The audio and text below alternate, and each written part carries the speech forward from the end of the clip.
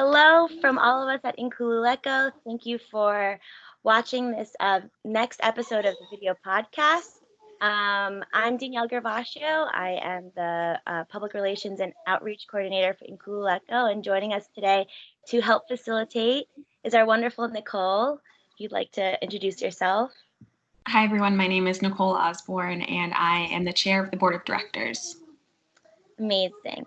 So if you've tuned into our previous episode, which was great insight, we want to give you a bit more context behind this video.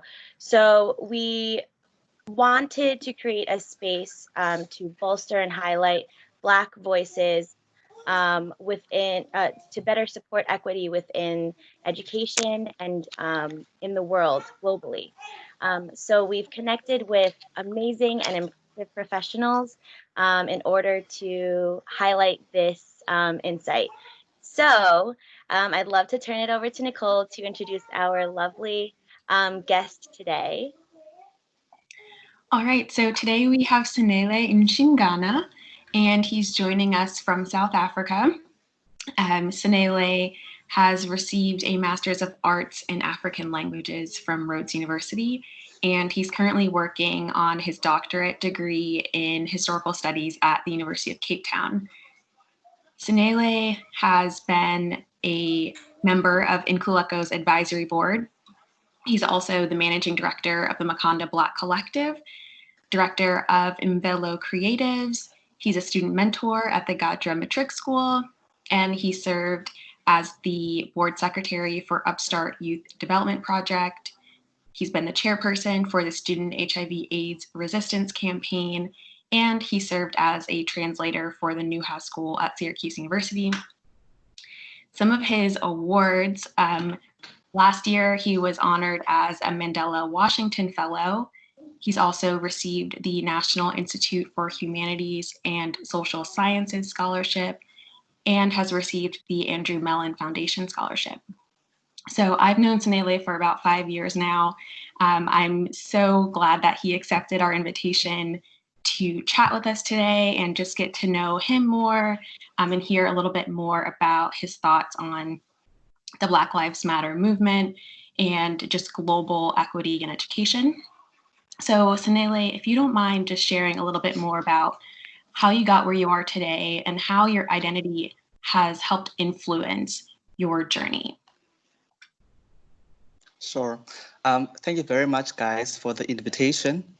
It is so opportune that we, have these platforms and that enable us to have these conversations from where we are standing. So I'm grateful for the invitation. In terms of your question,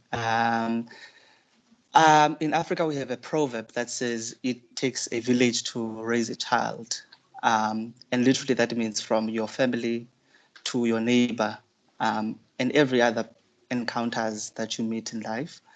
So I think these different encounters have contributed to where I am today.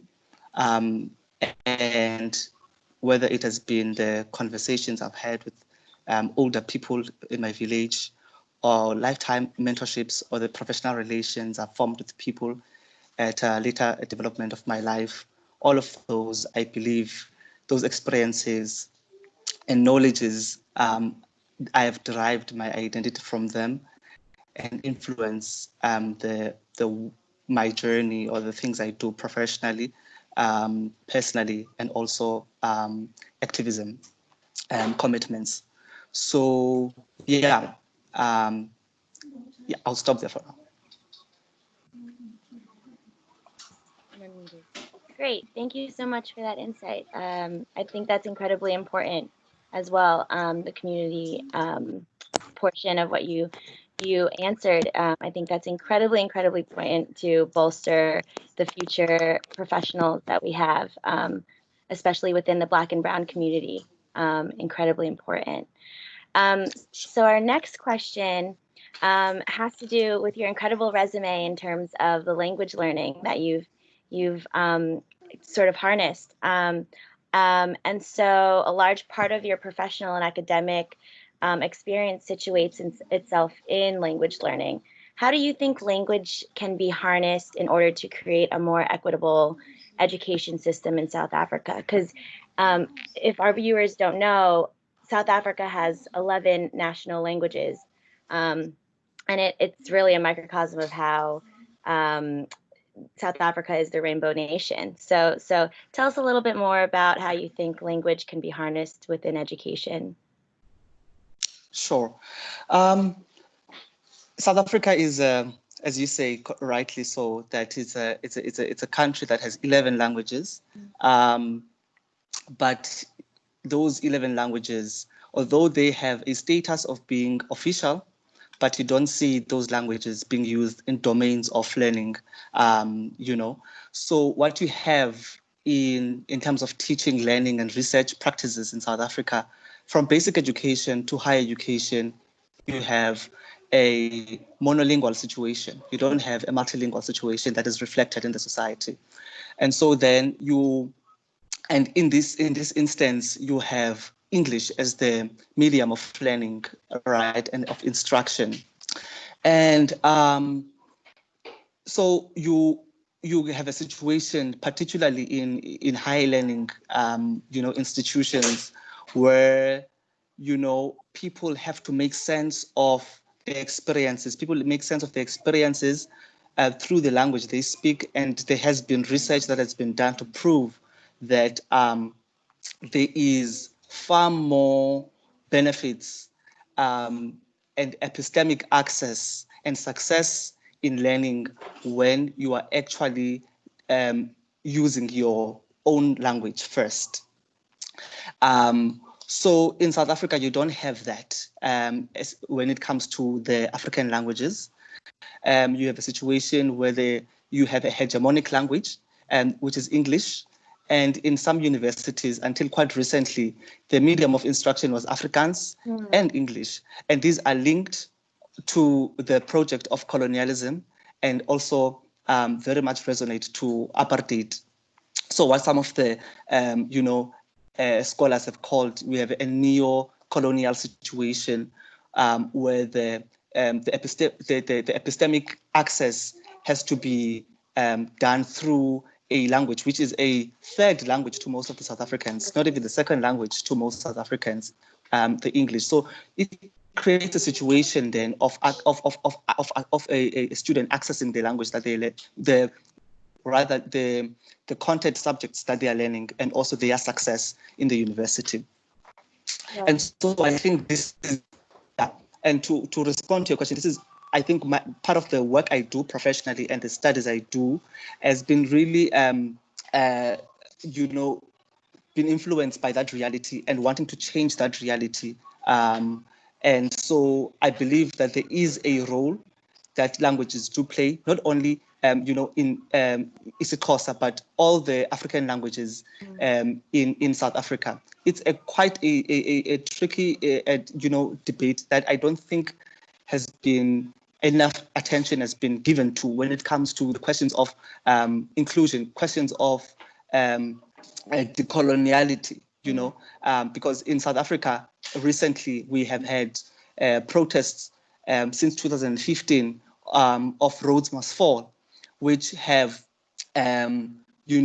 critiqued the higher education, the ways of teaching and learning, and then the students, they called for more just rather than inclusive, more just, because when it comes to justice, when it comes to racial justice, when it comes to linguistic justice, you are not just putting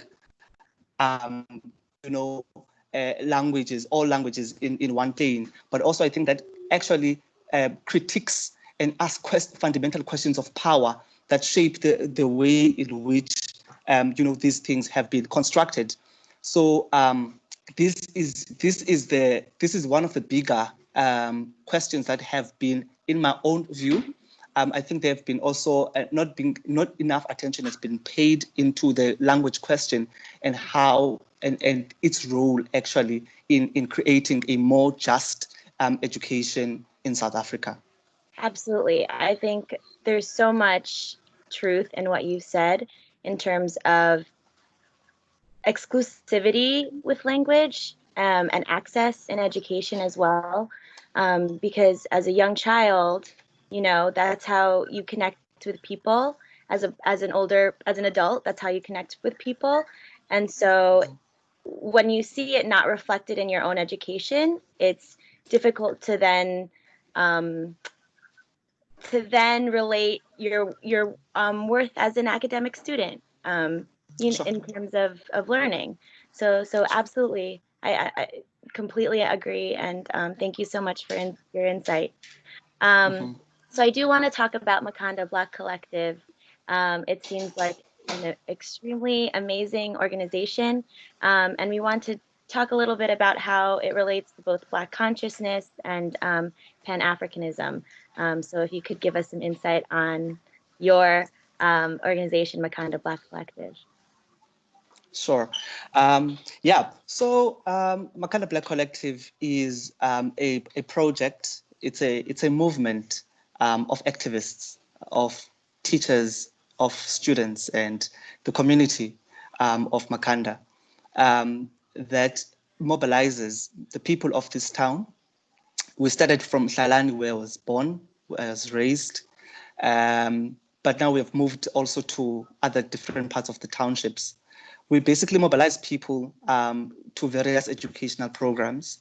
And our aims really, it is to create new vistas of thinking about ourselves in a post-apartheid or a post-1994 democratic dispensation. And it basically interrogates, the things that we that have come to shape us as people. It is this movement, and with its different programs that we're doing, and they sort of respond, I think, to what I call the nervous conditions of a Black person in a post 1994 context in South Africa.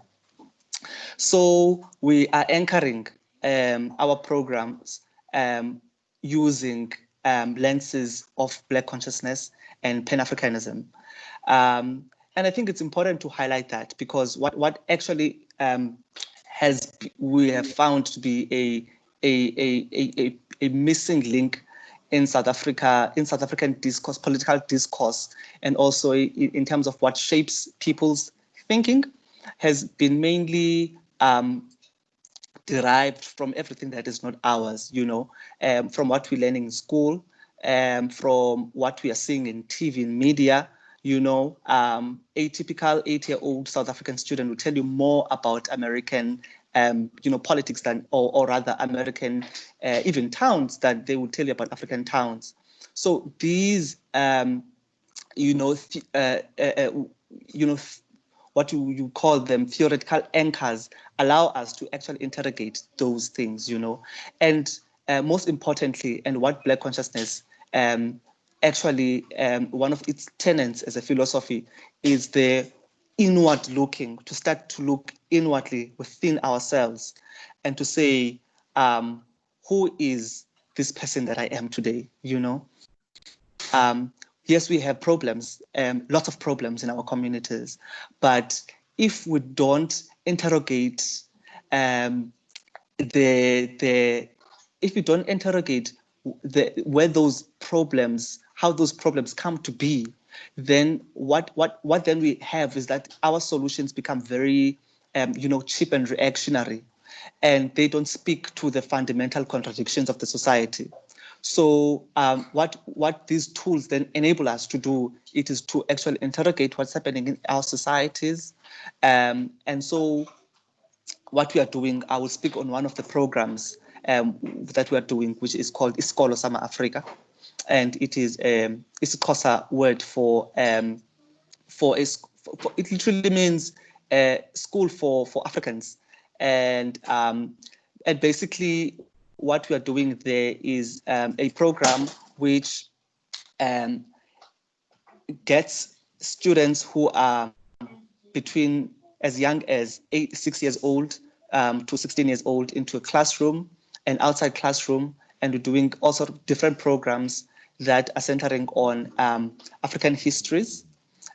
We are focusing on environmental education, and also we're doing literacy development and also leadership development using things like chess. So that's sort of the broad strokes of what Makanda Black Collective does, and this program, which is Isikolo Sama Africa. That's awesome. I think I really appreciate what you said about, that internal interrogation as well as like the interrogation of society and the outside world. And I think it's really interesting that you also mentioned that the program has an outside classroom, because the ways that we interact with our physical space is also really important when it comes to education and that like psychological piece of our history. So thank you for sharing that and telling us a little bit more about your program. I think you've touched on this a little bit, but I wonder if you could share, like, what has your goal been throughout your career as in terms of diversity and inclusion in education itself? And is there an end goal, for yourself, or like for your own vision for your career? Sure. Let me just put my phone on the charger. It's running low now. Okay. No worries. All right.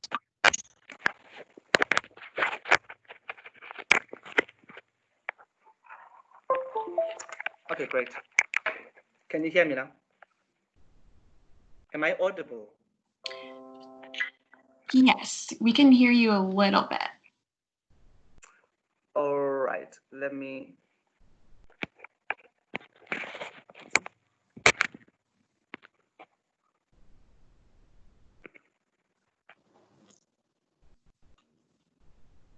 Yeah. Now, can you hear me now? Yes, that's better. Okay, great. So, all right. So the question is about my own mission in terms of what my vision in relation to my career pursuit, and also the second part was, what was the second part again of the question?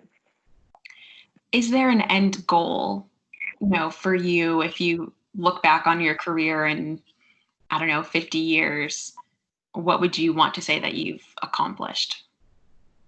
Sure. Right. So I think both my professional, sort of career is very linked to the work that I do in terms of my activism. So I think the kind of what I've tried to do is that I wanted to have the two feeding on one another, right? So the work I'm doing in terms of my professional, the professional would be the work that I'm doing intellectually as a person who's thinking about things, questioning, and also seeing myself in the intellectual space, but also not an intellectual space, in the intellectual space in terms of the ivory tower, but also seeing our communities as sites of intellectualism. So, and that's why I think it's very innate, or rather, it's very entrenched, in terms of the work I do in terms of career-wise, or rather the academic project, in the work I do in terms of activism, that they speak to one another. So my big mission is that there should be justice for Black people and Black people of color, and I can only contribute, to in that cause, to a certain extent. I think this is why it's important for our people to start actually asking questions that are centering us in terms of the research that we're doing, and the work that, the critique that has been raised is that there's been so much research being produced, but these researches that have been produced have not been about us, have never conceptually and historically been about Black people and people of color across the world. So this has been a problem which has been called epistemic injustices in the context of a university. And the injustices are everywhere. Injustices are in our societies. We are speaking about issues of, hundreds of years that have been, violence that has been instituted on our people. And as a result, our people are still actually hurting from so much of that violence. Even though we are now told that we are living in a so-called free world, we are free to orchestrate and shape the direction of our lives. But the reality is that the generational trauma is still, with our people. So I think I would feel good if I would be able to accomplish the small things that I want, that I'm doing. I know it's going to take a long time to eradicate and to destabilize the relations of power in our societies. So I would be happy if, for example, universities can have multiple, or rather, what a scholar, from the Latin America, Professor De Salsa Santos calls a multiversality, or rather, what we have, plural epistemologies, right, where the Black people and Black people of color are able to breathe in universities, right, are able to see that their languages are able to give them life, because you have a situation where English is actually what is making people not to breathe, right? And not only just language as a mode of communication. This is very important. Language is not just a site of communication, but languages are sites of people's philosophies, right? There's so much that is embedded in people's languages that need to be centered in the learning, teaching, and also research methodologies. And if those things actually can be entrenched in universities, but also destabilize universities as we know them, because I don't think universities are ready to actually do that project if they are still operating according to the way in which they have been historically constructed. So we need to really reimagine the project of a university in itself altogether. Our society needs to we need to reimagine our societies altogether. And that's the last point I want to make, is that in South Africa right now, we have two pandemics. There's a pandemic of coronavirus, and there's also a pandemic of gender-based violence. The president has recently, announced that it's an actual pandemic, and this is the reason why there's those, issues in our societies, which is issues that are killing our sisters, killing our,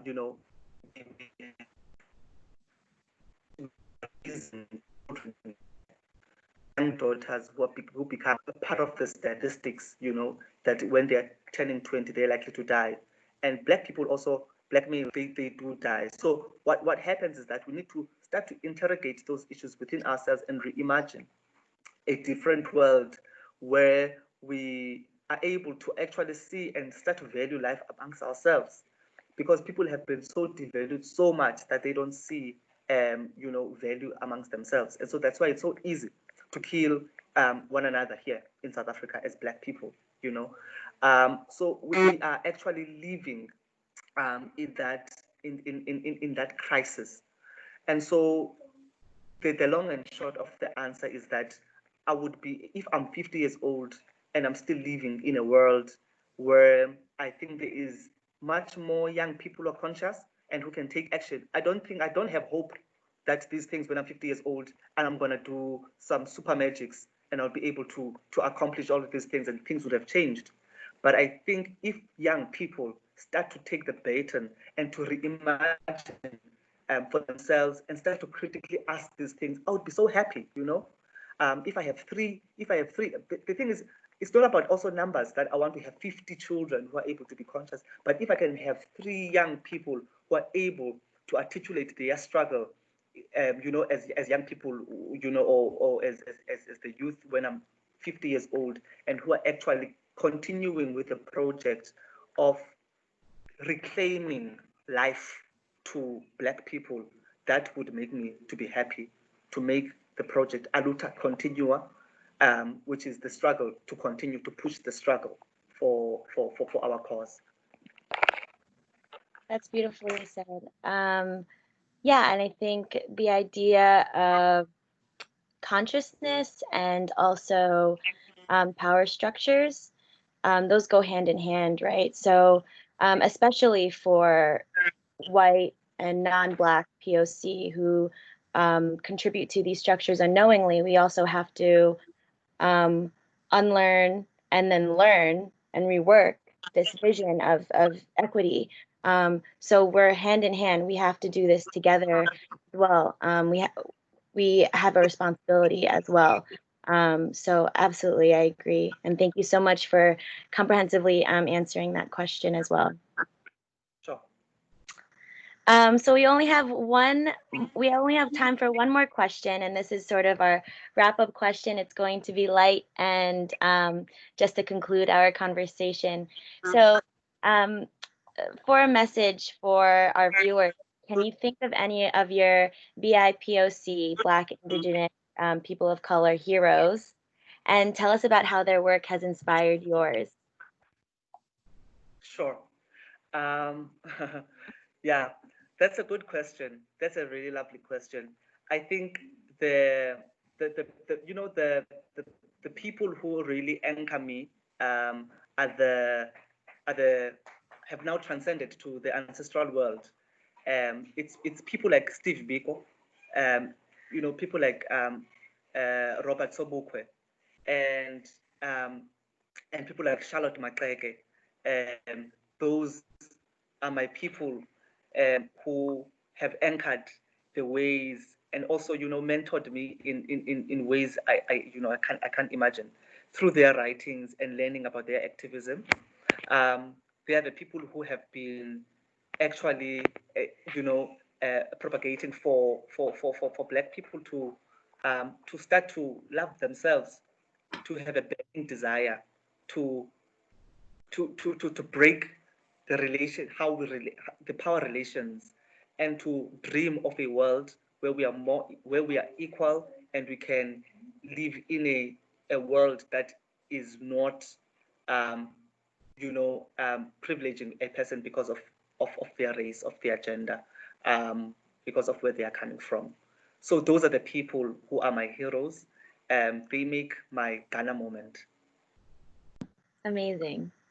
So that's all for now. Thank you so much, Sanele, for joining us. We really appreciate your time. We know that time is a valuable resource. So thank you so much for being here with us. We will continue these engagements throughout the coming weeks. And from all of us at Inkululeko, thank you for watching. Thank you, Sanele, again. Thank you, Danielle.